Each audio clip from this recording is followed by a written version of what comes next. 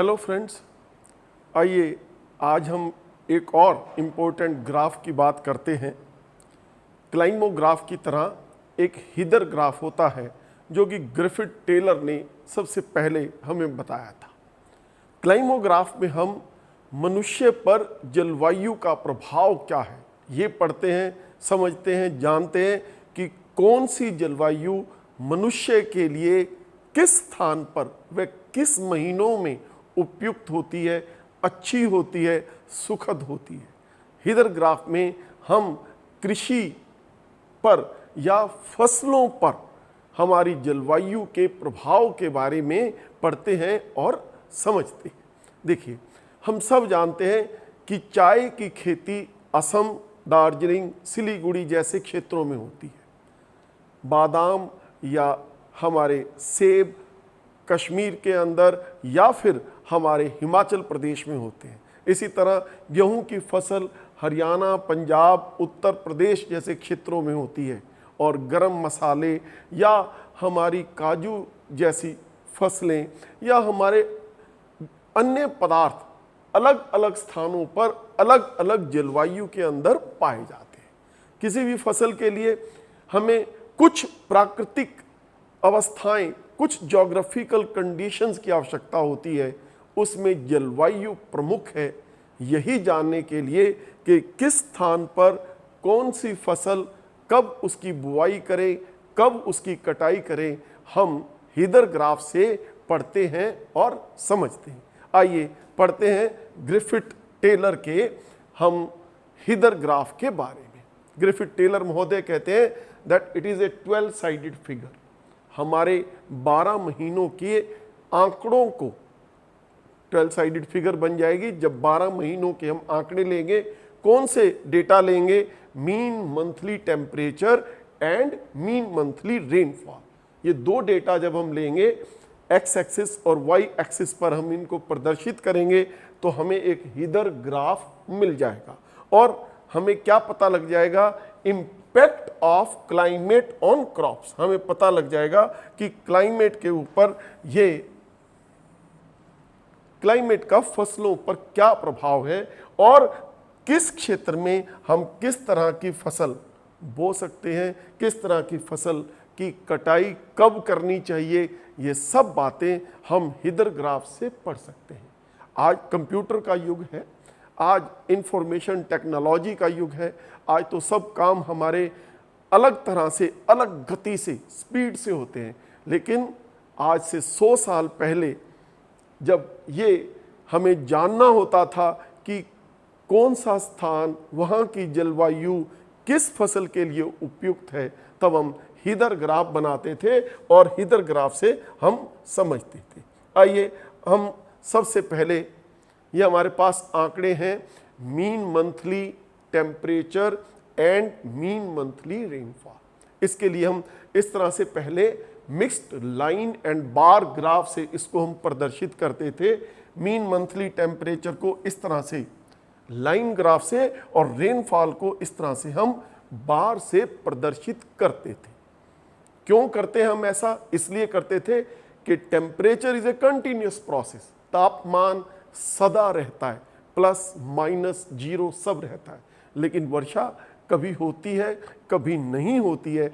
इसलिए इसके बीच में गैप्स हमें बता रहे हैं कि हमारी वर्षा को दिखाने के लिए हम रेनफॉल और टेम्परेचर को प्रदर्शित करने के लिए हम इस तरह से लाइन ग्राफ का उपयोग करते थे। लेकिन अब ग्रिफिथ टेलर महोदय ने क्या किया? इन आंकड़ों को प्रदर्शित करने के लिए इस तरह से हीदर ग्राफ बनाया। देखिए कैसे प्लॉट करते हैं हीदर ग्राफ को। अगर हम एक्स एक्सिस के ऊपर रेनफॉल लिखें, वाई एक्सिस के ऊपर हम टेम्परेचर इन डिग्री सेंटीग्रेड लिखें। जनवरी के लिए 2.5 सेंटीमीटर रेनफॉल, 14.3, हम इन दोनों पॉइंट्स को 2.5, 14.3 ऐसे लिख के हम इसके ऊपर जनवरी लिखते हैं। फरवरी, मार्च, हम इन सब पॉइंट्स को अलग अलग मंथ्स के हिसाब से डॉट लगा लेते हैं, महीने का नाम लिख देते हैं। जनवरी को फरवरी, मार्च, अप्रैल, मई, जून, जुलाई, अगस्त, सितंबर, अक्टूबर, नवंबर, दिसंबर, इस तरह से। तो हमारे पास इस तरह से एक फिगर आ जाती है जो हमें इस तरह से नजर आती है। ये है heather graph of new Delhi. आपको इस तरह से एक 12 साइडेड एक पॉलीगन फिगर नजर आती है। अब ये heather graph of new Delhi, मैं आपको भारत के अलग अलग क्षेत्रों के हीदर ग्राफ यहाँ पर बनाकर आपके सामने प्रदर्शित कर रहा हूँ और आपको बताना चाह रहा हूँ कि इसमें आप हम सब पढ़ सकते हैं। देखिए, रबी की फसल बोने के लिए भारत में हमारे पंजाब, हरियाणा, उत्तर प्रदेश, दिल्ली के आसपास के क्षेत्रों में हम शीत ऋतु के अंदर गेहूं की फसल बोते हैं, सरसों की फसल बोते हैं, ऐसे अलग अलग रबी की फसल बोते हैं। और मई जून के महीने में, अप्रैल में जब गेहूं की फसल कट जाती है तो मई जून के महीने में हम अलग तरह से ज्वार, बाजरा या धान कुछ भी, लेकिन उसके लिए तापमान और वर्षा, दो चीज़ों को हम पहले नाप तोल के चलते हैं, पहले समझ के चलते हैं।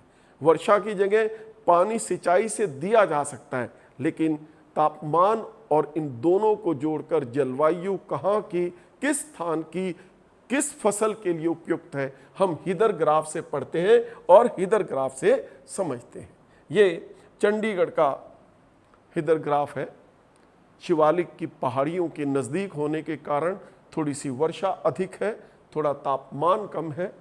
हरियाणा और पंजाब के बीच का है, तो यहाँ से हम समझ सकते हैं कि इस कम तापमान वाले महीनों में हम रबी की फसल या गेहूं की फसल इसके आसपास क्षेत्रों में बो सकते हैं। और जब हमारे पास ये स्कोर्चिंग हीट वाले महीने होते हैं उस समय हम इस फसल को काट सकते हैं। दूसरी तरफ जब ये महीने हैं जुलाई, अगस्त, सितंबर, हम ज्वार, बाजरा या धान की फसल पानी की उपलब्धता के अनुसार बो सकते हैं और काट सकते हैं। यानी कि कब रबी की फसल बोनी चाहिए, कब उसकी कटाई करनी चाहिए, हम इस हीदर ग्राफ से पहले सुनिश्चित कर सकते हैं, पहले बता सकते हैं।